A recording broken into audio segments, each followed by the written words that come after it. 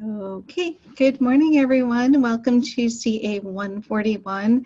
And we're reaching midpoint here. So we are getting ready to begin week 6 tomorrow. We're wrapping up week 5 today, which is crepe week. So how did everything go with the savory crepes? Did you guys like them? If you haven't made them yet, the deadline is tonight for assignment submissions. These are pretty quick to make, so you could make these easily in one day. Just make sure that batter is resting. But what did you guys think? I know last week we had some talk about making some vegan crepes as well. I tried the vegan crepe, chef, and I could not get them out of the pan in one piece.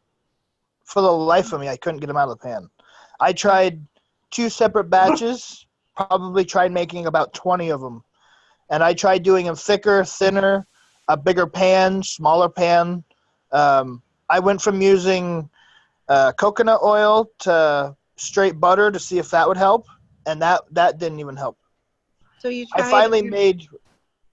I finally made regular ones, and of course they came out. But those vegan ones, man, those are a pain in the butt. Sometimes with these specialty diets, we'll find that things are really going to be different. Did you use the same pan, Nathan? Yes, I used the same pan for 10 of them, and then I switched the pan to a bigger pan for the other 10. Okay. You know, to see if the spread, you know, if they were thinner or making them smaller, you know, if that would help.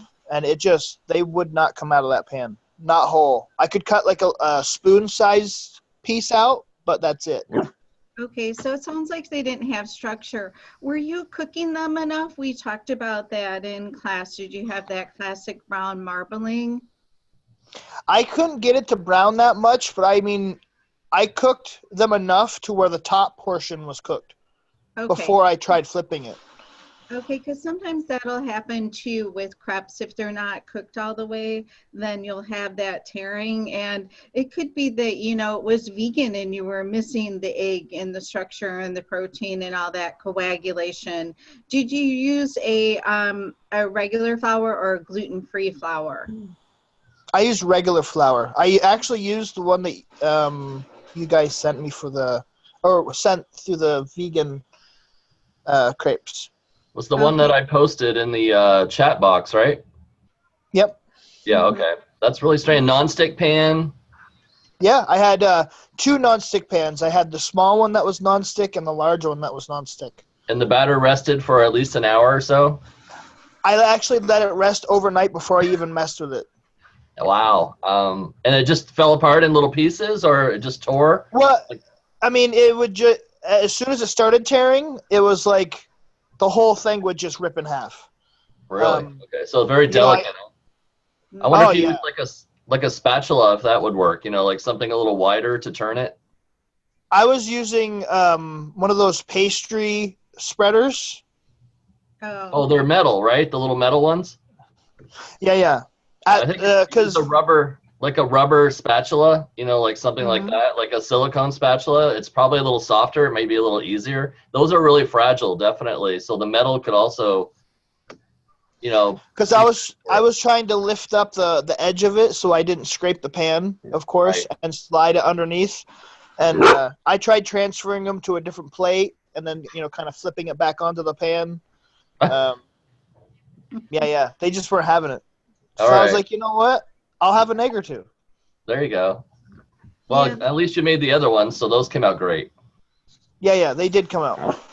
Yeah, it sounds like you tried everything that you could. So maybe explore those another time when you have what I'll do when I want to explore something that I know is a little problematic, I'll work on it when I have a lot of time, when I don't have a deadline for it and I have, you know, some pieces quiet in the kitchen. So it sounds like vegan is a route you're really interested in because you're getting requests for that at work. So these specialty diets, things really change in the structure and baking you're going to find, and flavors as well. But I recommend, kind of sticking with it and trying maybe a different formula, and maybe try cooking them a little bit more, and maybe lower your heat, letting them cook a little bit more. Maybe they'll start to dry a little bit too. So I think it's worth investigating, as long as it's not going to frustrate you too much to relive it. Nah. I'm actually going to try to figure it out just because I'm that persistent on things. Mm-hmm. Yeah, I don't blame you. Let us know how you're doing on that. I'd really like to hear. Mm-hmm. All right. Thank you. So the traditional crepes turned out okay for you? What kind of filling did you? Tell you the truth, I was going to use the vegan filling for the egg ones, but one of the monks came through and ate it, so I had to use chicken salad for 2 of them, and a beef. I took beef stew and thickened it and used that for the filling on the other 2. Good idea. So it was the monk ate my assignment. He came through and he was like, "That's really good." And I turned around to do something real quick, turned around, and he was like mowing on this plate. And if you knew Brother Chris, the plate was really gone before I got to it. Yeah. Well, good. I'm happy that you had, the chicken salad for the filling. How did everyone else do, and what did you do for your fillings? I'm just wondering. I did a sausage and onion filling for mine, and surprised, I never made crepes before. The one thing I hadn't done, and they actually turned out really good. So. Okay. Did you have any trouble flipping them? Maybe the first one or second one? Nope.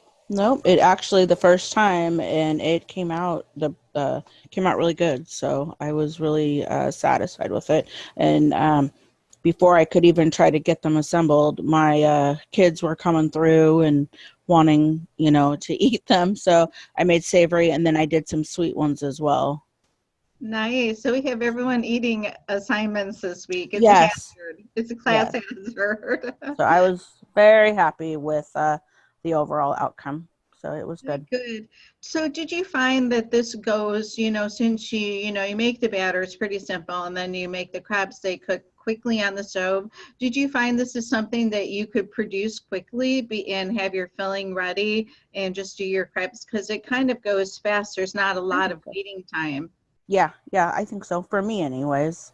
Like I said, it went pretty fast, and I was very surprised that it did. So, but I was pretty satisfied with everything. And so now the whole thing is, my in-laws, they live right next door. So it's one of those, whenever I cook, I take some out and give them some. And so now they've requested crepes, and even with the focaccia bread, I made a rosemary garlic one. They want me to make more of that as well. So I'm like, okay, well, that's good. So, but yeah, I really enjoyed this assignment. So. Good. You're having a great following with your assignments. That's good. You get a little practice making them again. And one of the beauties of making these crepes, they're beautiful, and they're so simple, and they're impressive, and it goes quickly. I know Nathan had a little trouble because he was trying a specialty diet, but overall, it's a pretty quick thing to do. You can produce them pretty fast. So I'm happy to hear that things went very smooth. How did everyone else do? Any thoughts on crepe making? If you still have to do them today, you'll be okay. They're not due until tonight at 11:59 p.m., so you have plenty of time to work on them. Rosie, how'd you do? Did you like them? I did well. My first one kind of tore, but after that, everything went smoothly. I did savory and sweet. I did a spinach and salmon with cream cheese, and then the fruity one I did mixed frozen vegetables with Cool Whip and cream cheese and sugar, and made a glaze. So it turned out well. My kids, they loved them. I couldn't get them assembled fast enough. I'm like, okay, well, you know what? Y'all just assemble yours yourself. So they enjoyed it. My neighbor, she enjoyed her. So it was pretty good. Good, good. Yep, that's not uncommon for the first one to tear a little bit like that. And I usually have to sacrifice my first one until I get my pan just right. But it sounds like it went pretty well. It did. So I even made another batch for today. So we're going to have them again today because we still had filling left over. So it's already in the refrigerator, ready and waiting just to get home and do it. Nice. Good, good. You can produce these pretty quickly in a commercial kitchen. If you need some appetizers on the fly, super nice thing to do. It's impressive. You can fold them or, you know, bunch them in little purses or roll them. So I'm happy to hear these went well for everyone.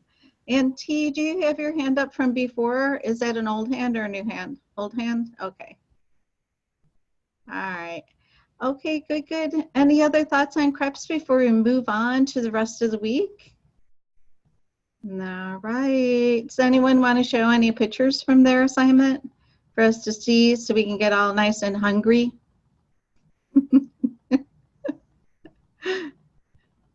I would, but I'm on my phone. I don't know how to do that. Okay, well, if any, you know, if you want to jump in and show anything, just let us know. We are going to carry on. So we are rolling into week 6 here, our midterm assignment. And keep in mind when you hear these things like midterm, final exam, this is an assignment that holds more weight than your other assignments. So be sure that you're getting this in. If you happen to have a mishap with your midterm, with your sponge method bread, you know, hand it in, let Chef Paul know what went wrong or what you would do next time to change the outcome. So it's not an assignment that you should skip at all. Like I said, if it doesn't come out just right, get it into Chef Paul and he'll give you some guidance. And oftentimes we kind of know what we may do differently next time. So super important week for us here, and be sure that you're getting these in on time so you can get your maximum points. And this is a strong part of your grade. So be in touch with us if we can support you in any way, okay? All right, so in week 4, we did the straight dough method, and that's kind of the easy bread. And this one gets a little bit more complicated. This is the sponge method, and that's exactly what you're going to be doing. You're going to be making your sponge first, and then you're going to be letting that ferment, and then you're going to make your final dough, ferment that again, then you're going to form your bread or your rolls, whatever you're making, ferment, and then you're going to bake. So you're going to be doing a lot more fermentation. So this could take the better part of the day or even overnight. So you can easily ferment your dough or your sponge overnight. So we have an example of French bread, and your reading for the week on breads is located back in week 4 when you did the straight dough method. So you can refer to that reading when you're reviewing this week and working on your assignment. So you have your sponge method bread, and then you have a conversion check as well. Okay. All right, so let's go ahead and take a look at the French bread formula, and we'll see if anyone has any questions, and then we'll move on to the video. All right, hang on a second, guys, here. Okay, can you guys see that okay? All righty. Okay, let me make it a little bit bigger. Okay, does that help out at all? Okay, so the sponge, and you'll sometimes hear this referred to as the polish or just a sponge. So this is going to start off the fermentation for your bread. So if you see in the formula, you have the sponge and then you have the dough. So you're going to be showing 2 different mise en place. So make sure that you're showing Chef Paul all of your mise en place. So what you could do is you could do your mise en place for your sponge with your flour, your yeast, and your malt syrup. And then you can also show a second mise en place with your sponge made and the remaining ingredients, the bread, flour, water, and salt. Or you can do a mise en place of all of the ingredients before you begin. So you can do this either way, but be sure that you're showing him mise en place for both. Okay, so reviewing the formula, you're going to be using bread flour, water, your instant yeast, and malt syrup. You may not be able to find this in the store. Sometimes you can find it in specialty stores. If you have to order it, it can be expensive. You can easily substitute this with some honey or a little bit of molasses. So this is just a little bit of sugar, a little bit of food for the yeast to grow upon. This yeast is going to be working pretty hard. It's going to be doing a lot of fermentation, so you need to give it some nutrition in the form of sugar. Okay, so the the yeast is like, did you guys ever see that that wintertime show Elf, where the guy likes the syrup and dresses as an elf? So the yeast is like Elf, so it loves syrup. Okay. All right, so in our reviewing back to our straight dough method with our focaccia, we didn't have any malt syrup, any honey, or any molasses in there because the yeast was feeding on the sugars and the starches in the flour. So we're feeding the yeast this time around. So don't skip out on this. Use some honey or molasses and you'll be just fine. Okay, so you're going to make your sponge and you're going to mix it all up together. You're going to leave this ferment, and you can leave this ferment for about 4 hours at room temperature. If you're busy and you want to work on it in the morning and continue in the afternoon, put it in the refrigerator rather than leaving it out any longer than 4 hours. So it's going to ferment, and it's going to be very yeasty. You're going to get a lot of yeast aroma off of this. It's going to be sticky. It's going to be ooey. It's going to be gooey. It's going to be wet, and it's going to be stringy. So we have gotten calls from students before, I don't know what happened. There's something wrong with it. And then when they describe it just like that, it's absolutely perfect. So it's going to be, like I said, sticky, ooey, gooey, stringy. You're going to see big air pockets, and that's exactly what you're looking for. Okay. Once your sponge is ready to go, you're going to finish off your dough by putting it in the mixer and then adding the rest of the ingredients. So sometimes you'll see when you're exploring sponge method breads, you'll see the hydration is only with the sponge, and then you don't have it in the second part with the dough. So it's not uncommon to see this. Sometimes the second part of the formula with the dough just has the flour and a little bit of salt. So you can do any sponge method. This is a good example of the French bread, but if you're not sure of a method, be sure to let us know. Okay. So now that we know a little bit about our formula, do you guys have any questions on the formula itself before we take a look at the video? Okay, just keep in mind this is, a little bit of a step up from the straight dough method. You're going to need some more time for fermentation, and it's really going to add to the softness of the bread and the flavor as well. So it's going to bring out a lot more flavor. So this is something that you're going to want to get used to doing. It's pretty easy. It's a process though. So make sure that you're allowing enough time for all of this fermentation. Okay, so do we have any questions on anything? Okay, so T has a question. Oh, okay, you had to make your yeast mixture twice because it didn't proof on you. Be careful. Be careful that, your yeast is fresh and it's not out of date. And also be careful with that water. You don't want it to get too hot. You can really damage your yeast with hot water. Okay. Do you think maybe that's what happened? I think so, because the second time, so I done it twice just to make sure, because I was like, the yeast should still be good because I just bought it. So I was like, that's weird. So I had one in a jar and then one in a package. So I did both of them. So I think I got the water too hot, because the one with the package, it was just fine. It came out really good. So I'm thinking I got the water too warm. Yep, that can happen so easily. Our water here out of the tap is real hot, so I have to be careful with that. You just kind of turn it on and you think it's warm in the beginning. And sometimes I've done it myself before. I didn't even touch the water before I put it in the yeast, and then yeast didn't grow, and I realized I should have examined that water before That's what I did. So, okay. Yeah. All right. Typical problem. I think we've all done it at one time or another, but be thankful it was a small batch and nothing really big when you were in a commercial kitchen. I know Nathan probably bakes and cooks with a lot of volume. I mean, if you had, super big, the large mixer, you wouldn't want to add some hot water. So it's good that you knew what happened. All right, so any questions on the formula so far? Okay, so let's go ahead and take a look at the video. And like I said, you can do any sponge method that you like. All right, where is my video? Hang on, guys. Okay, so let's go ahead and take a look at the French bread video. And these videos are located for you guys in week 4.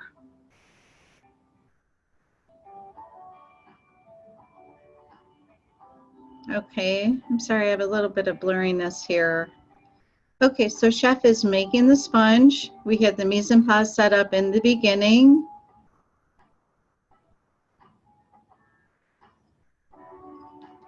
Flour, water, yeast, and some malt syrup going in the bowl. This is going to be wet. This is not going to be very dough-like. So you'll look at it and you'll say, this would never form a dough. So it's going to be a little bit on the wet side.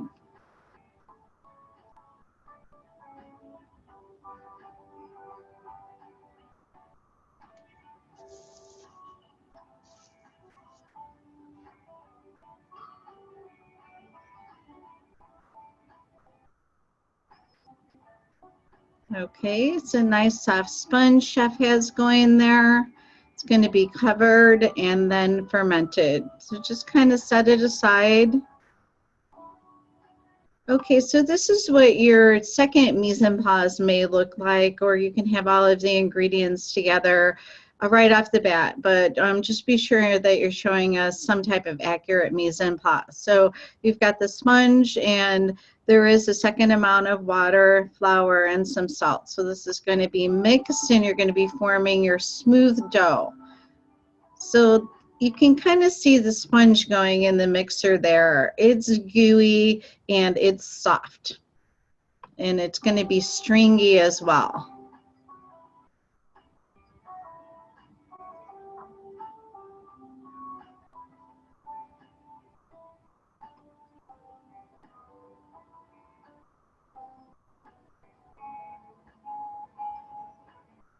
Okay, so we have a beautiful dough forming. It was a little shaggy there in the beginning, came together.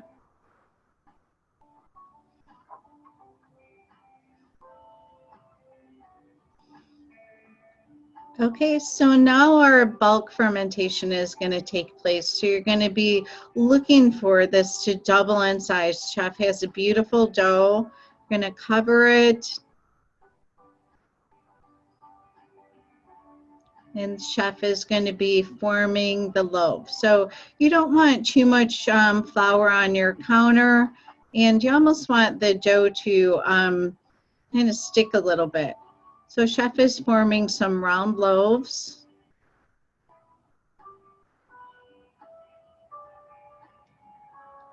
Okay, keep in mind, chef is pressing out the dough and then rolling in this. And this is how you would make that classic long French bread loaf.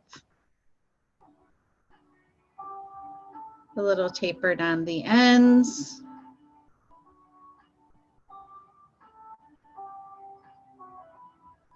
There we go, the folding of the loaf, and that's another way that you would make that classic French bread loaf. This is a nice long one that chef is making, so you can fold it and then roll it. So if you didn't want to, do the long loaves or the shorter loaves, you can do the round loaves. You can also do rolls as well. So once the, oops. Sorry, guys. I messed up on the video. I hit the wrong thing. All right. Okay, so we're watching the French bread loaf formed again.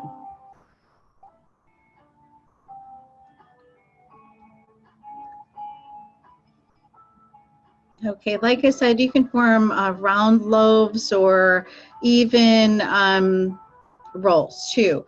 Okay, so Chef is fermented these, and Chef put them on a parchment with a little bit of flour on the parchment, which is perfect. It's going to help with any sticking. And Chef has sprinkled these with flour, which is okay. That's a little bit of a rustic look. It's going to add a little bit of maybe a nutty type of a flavor. So Chef is scoring these. You can use a serrated knife, or some chefs will use a razor blade, but the scoring is going to take place after the proofing, and this is going to allow the steam to be released in kind of a little bit of an organized way. It has a way to come out so it doesn't burst out the side or distort the loaf at all.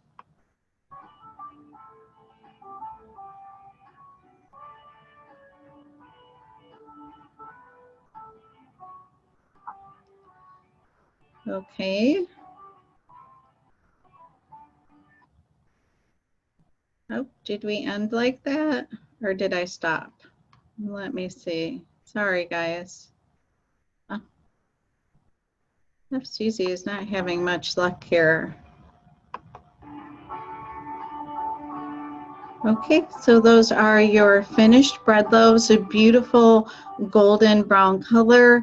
Be sure that you are showing us the inside of your bread, and be sure that you're letting it cool a little bit. I know that we talked about this a little bit before, but you want to leave this cool so you're not kind of pressing it down and getting any doughiness at all. So we talked about steam in the oven when we did the focaccia as well. So steam will benefit these breads too. French bread, you can also, rather than doing the flour, you can brush them with egg wash. I like to brush mine with a little bit of an egg whitewash, and that's going to give it a little bit of shininess and some crispiness. And what else is going to add to the crispiness would be the steam in the oven. So you can spray the bread before it goes in with some water, or I like to use a deep pan in the bottom of the oven, and I'll put it in when I'm preheating, and then I'll put a few ice cubes in the bottom, and that's going to create just enough steam to add some crispness. Okay, so does anyone have any questions on the French bread that we showed? Okay, hey Rosie. Okay, Chef. Okay, I don't have a mixer. So doing it by hand, normally the mixer takes maybe 8 minutes. So doing it by hand, I would need to double the time, correct, in mixing everything. Well, you're going to be making a small batch by hand, which is perfectly fine. I make batches of bread by hand all the time. So you're going to look, as the dough comes together, it's going to be a little bit shaggy. And then it's going to become elastic. You're going to have a lot of elasticity. You don't necessarily have to double the time. You're just looking for the elasticity, and then do the window pane test too. So take a little ball of dough and stretch it out in between your fingers. And if it snaps and breaks right away, your gluten isn't developed. So you'll want to look for it to stretch, and it'll almost look transparent like a window. So you won't be able to, of course, see through it. But I would look for the window pane test. And as far as the sponge, you're going to want to mix that in a bowl because it's going to be ooey and gooey. You don't want to mix that on the counter by hand. So just mix it in a bowl the best that you can. Okay, thank you. Does that help? Yes, it does. Okay, good. And do we have any other questions on French bread or the sponge method? David, you got a question? Okay.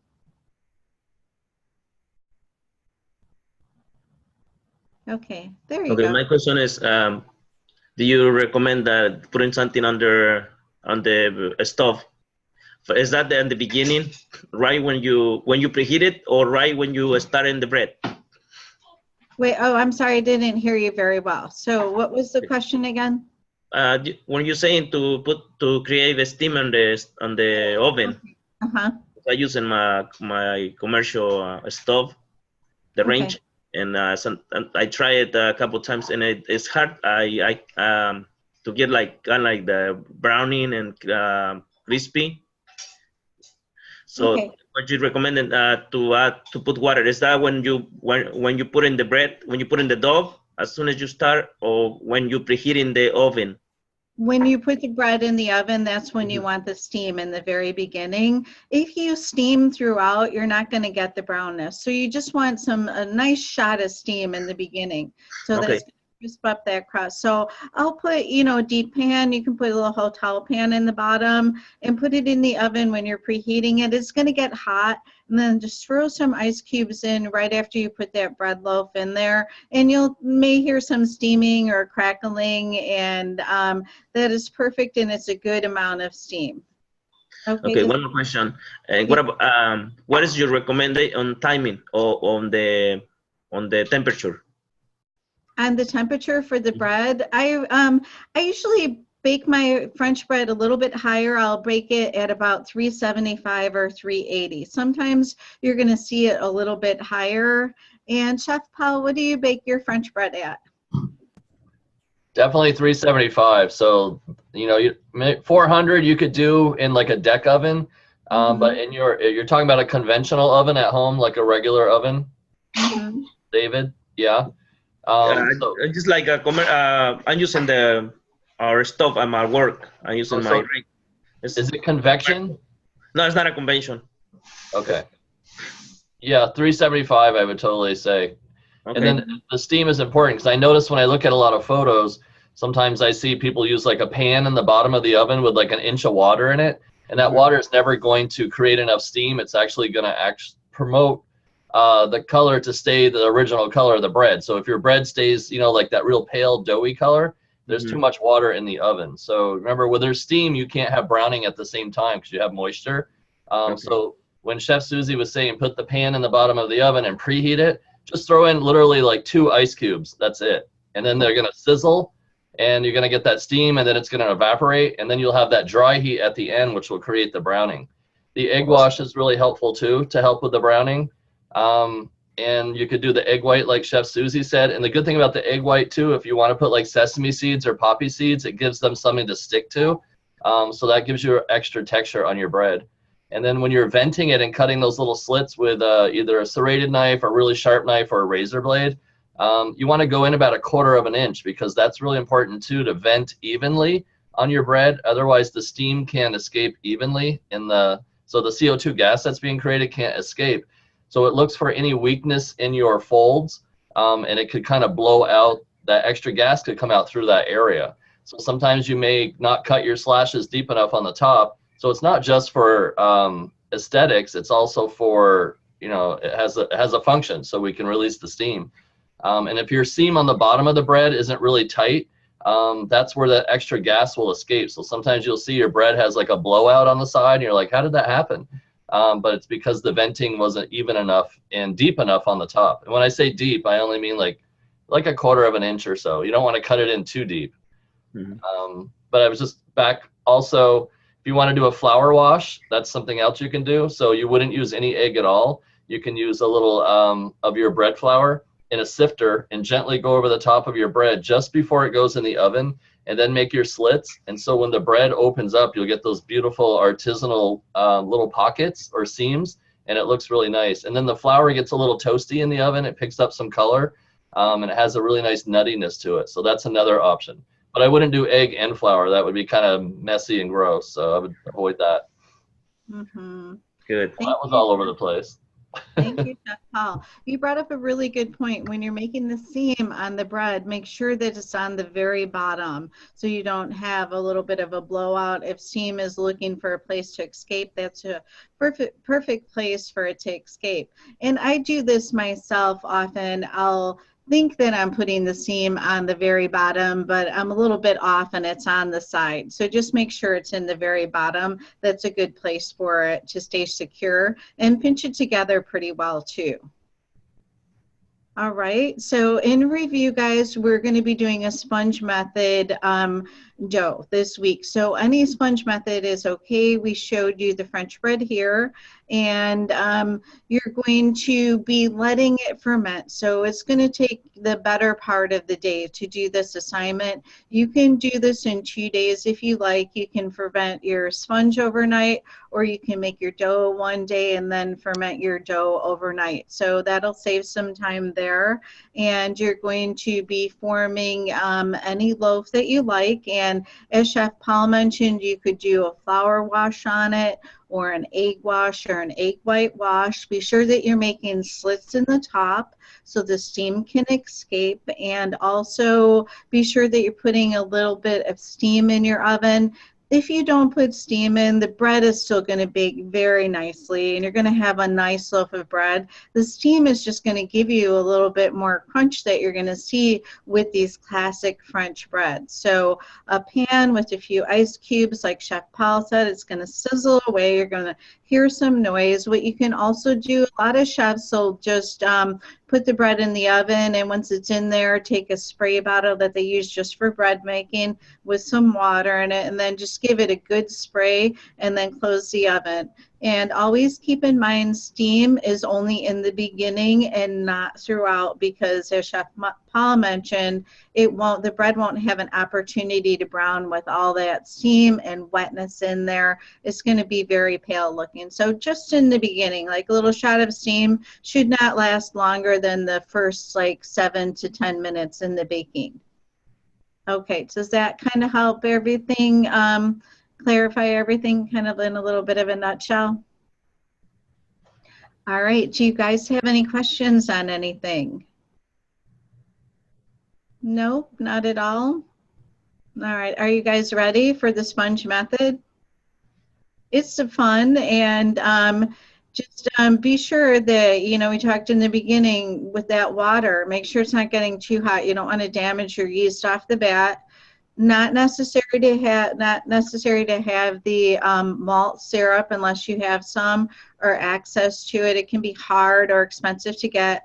A little bit of honey, a little bit of molasses. That's going to give the yeast plenty of nutrition in the form of sugar. I like that. Yeast likes to eat sugar. No wonder I like yeast so much. And it's going to add a little bit of flavor. Keep in mind, molasses, it's got a darkness to it. You're not going to use a lot, but it may add a little bit of color too. And the honey is just going to be a little bit of a different flavor and a little bit of lightness. But either one of these is going to work just fine. If you're not sure if you're making the sponge method, be sure to let us know. You can send us a formula, and we're happy to take a look at it if you find something you want to try. And there are some examples in your text. Remember, I showed you on the right-hand side. Top right, it's showing the method. You're going to see the straight dough method, which we explored in week 4, but you're looking for the sponge method. And another example of the sponge method in your text is the brioche bread. And keep in mind, if you make a bread like this, it's going to be a little bit heavier.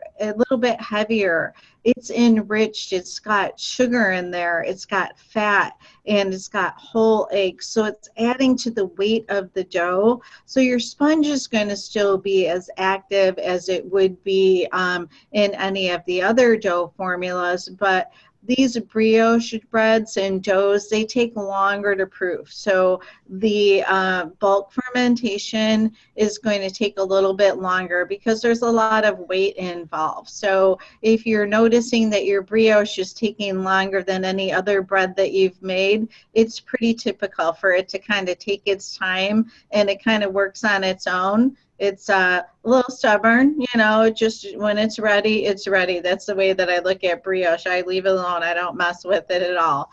So when you form your rolls or whatever you're making with the brioche, they're delicious and they're soft and they're great for making hamburger buns. I think that's my favorite thing to make with my brioche dough, but it's going to take a little bit longer, and you'll see some coloring too. The dough is going to have more yellowness to it. Okay, does that make sense, guys? All right, Chef Paul, did I miss anything? Rosie has a question. Okay. Chef, when the malt syrup, so we substituted for honey or molasses, so do we use the exact measurement of the malt syrup calls for the recipe? Yes, yes, Okay. equal amount as is in the formula. Okay, thank you. Oh, you're welcome. And you'll, like I said, you'll see maybe a little bit of brownness in your dough with the molasses, but not much. You're not using that much. But it's important you guys don't skip that step. And you may think, I'm not putting honey in my French bread, but the yeast really needs it. It's going to help with the activity. It's going to be like, yum, I got some extra sugar here. So you're not going to see that in all formulas, but you will oftentimes in these sponge methods because there's a lot of fermentation and a lot of activity happening. All right. Did I miss anything, Chef Paul? I was just saying, make sure you guys preheat your ovens for at least 30 minutes before. And if you're going to use that ice cube method in pan, put the pan in before you turn the oven on down. And when we say in the bottom of the oven, we mean just put the lowest rack down as far as it goes. You don't want to put it on the floor of your oven. And if you don't want to use the ice cube method, if you have a little clean squirt bottle that you can put some water in, you can open up the hot oven, put your bread in, and then like spray like 5 times all around the inside of the oven, and then shut the door quickly, and that would be sufficient. But don't use a bottle that had Windex in it or some type of Clorox cleaner and empty it out and put water in it. Make sure it's a new bottle. That would be bad.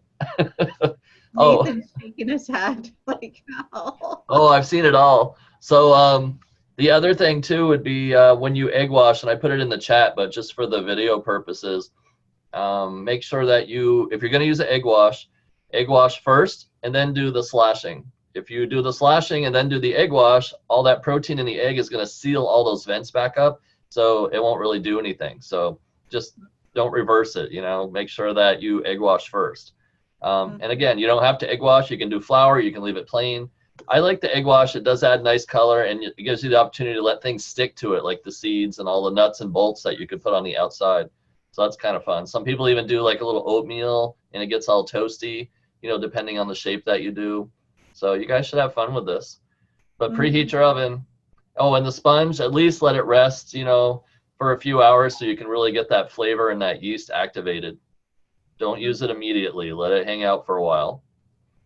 Yeah, but allow yourself enough time for fermentation. I like your suggestion of little things that you can stick, season things on the breads. And I like to do a blend. I do like a poppy seed and sesame seed and a caraway. And sometimes I'll throw some dried onion flakes in there too. So you can have a lot of fun just finishing off your breads like this too. And for your egg wash, when I make my egg wash, some chefs will use straight egg. I like to use egg with a little bit of water in it and breaks it up a little bit, and it's a lot easier to brush on. And I do that with my egg white wash too. I'll add a little bit of water to it. Sometimes I'll add a little bit of salt, or if I'm making Danish, I'll add a little bit of sugar too. So I would thin down the egg just a little bit with a splash of water. Do you add a little splash of water to your Chef Paul too? Always, like a little bit of salt. And I mix it up really well so that it doesn't have like the albumin. Sometimes it's kind of gelatinous in there. And if you go to brush it on your bread, you get these weird egg white cooked eggs on it. So you really want to get in there with a fork or a small whisk and like make sure that it's really uniform.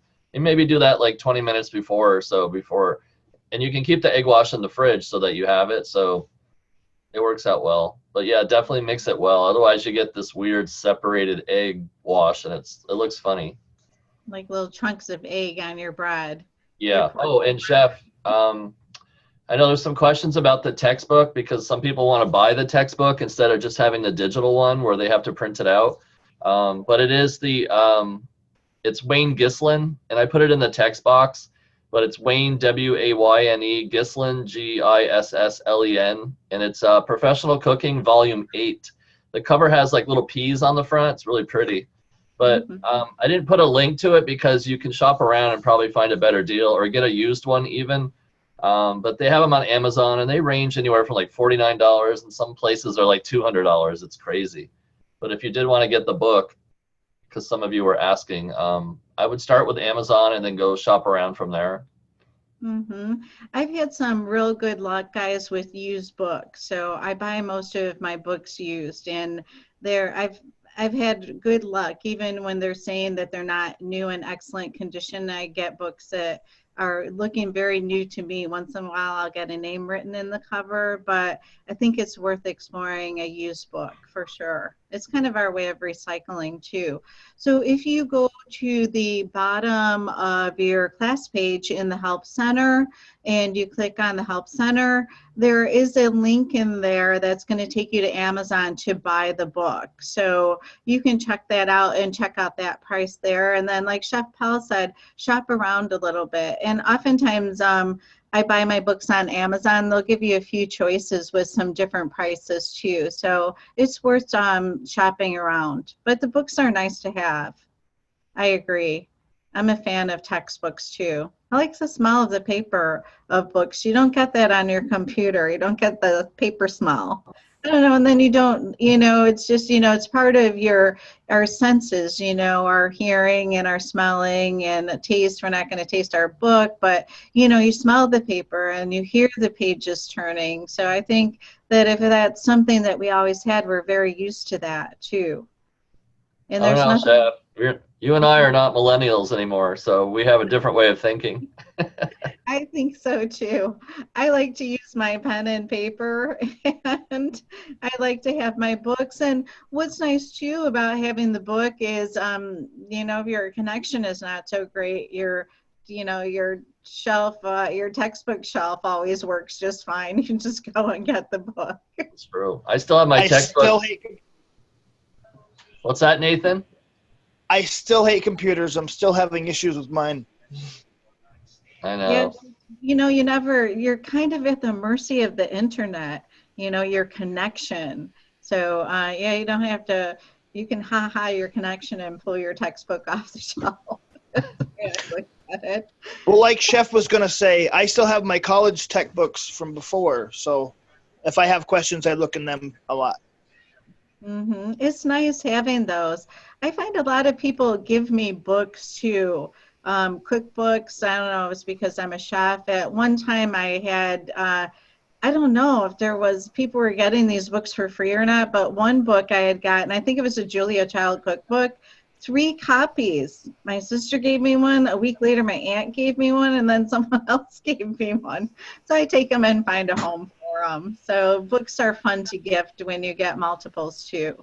But definitely check out used books. Like I said, I've had great luck with those.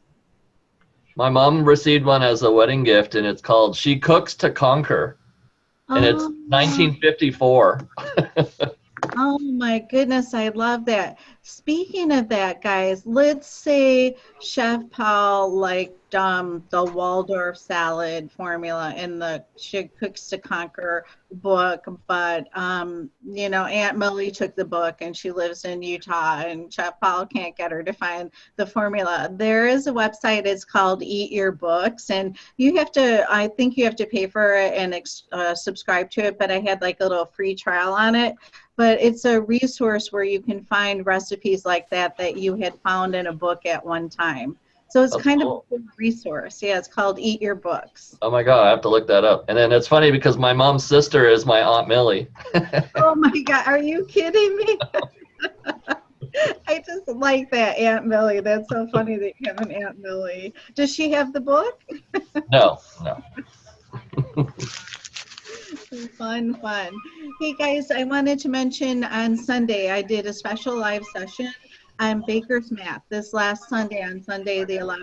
So I broke it up into 2 sessions because what we did in last week's session, we had the percentages for our formulas, and then we created a new yield by multiplying or dividing them. And since the text formulas have the percentages of the ingredients, we just worked off formulas in the text. So this coming Sunday, we're going to work on finding the percentages, because the reason that we do Baker's Math in our baking is we want the ingredient percentages to stay the same for accuracy. That's part of the precision behind baking. And when you start multiplying formulas, you lose that percentage. So we teach you how to multiply it using equations in Baker's math to keep those percentages the same so your end product is accurate. So you may not see a difference if you're just doubling a formula sometimes, but if you, Chef Powell with Aunt Millie's, one of her formulas, and you want to make it times 10 at work, you would really need to do the Baker's math. So I recorded and archived the session. If you're interested in doing Baker's math, I recommend watching it, and also included the slide presentation that I did too. So we'll be meeting again this Sunday at 7. If you can't make it, you can watch it in the archives if you're interested in Baker's math, and you can reach out to Chef Paul and myself if you have any questions or if you need any help. But something to think about for either now or later if you're going to be multiplying, making large volumes out of a small formula. You'll need to do the Baker's math. So it's not as scary as it sounds. So you just do one step at a time. So I gave an equation, and then we'll be working on some more equations this Sunday. Okay. Chef, so, when do you think the archive will be posted? For the Sunday live session? Yeah, that one. The coming Sunday or the last Sunday? The last Sunday is up. Is that, but this one, so is it right after do you post it or the next day? I try to post them right after, but sometimes they take longer to render. Okay. And I've actually had, kind of where it had to go overnight and work on its own. But typically I get those up after the session or the next morning. Okay, Dorinda had a question about it, that's why, and she still says she hasn't found it. Is it in a certain area of the class? It's in week 5, and let me check over there real quick. Hang on a second, guys. Yep, it is in week 5, and I archived it. I checked it to see if it was playing, but let me take a look. So if you scroll down to week 5, the special live session archive, it's here. I'm going to click on it. I don't want to blast you guys out, but just be ready. Okay, so it's in week 5 underneath the special live session that was at 7, and it is archived, and okay, good evening, everyone. Thanks for playing. Okay, so it's there. If you're not seeing it, Dorinda, maybe contact tech support. So you might have, a setting or something where it's not showing. Okay. So this coming Sunday, I'll try to get it archived after the session. If not, you guys will see it in the morning, but I'll send you a message as well with any slides that I use. So kind of, if you're not going to come, kind of hang on to these formulas and practice them a little bit. So we kind of show how to do this simplified. Okay, does that make any sense? I know math is not always a fun thing, but we did get some comments on Sunday that it wasn't as hard as everyone thought. So it's something that you'll need to be doing. Like I said, if you need to take something and multiply it by 10, it's not going to turn out if you just times it by 10 in baking. Okay. Math is hard. It can be kind of trying, but I recommend at least taking a look and exploring it. Oh, absolutely. This math pertains to your career and you actually making money and a profit. So that's one math that you really want to know. Definitely. And you know what, you guys, after class ends, and if you're doing math and you're stuck, you need help, just contact us. We're still here. And you guys are always going to be part of the Escoffier family. So when class ends, it's not over. We're still here for you. And especially when it comes to math, if you're stuck and you need some help and you need something, we're happy to walk you through it and work with you on it. Okay. Yep, you guys are stuck with us until the end of time. You signed up for the end of time. All right, speaking of the end of time, Career Services will be joining us next week, and someone from Career Services is going to give you a presentation regarding your externship.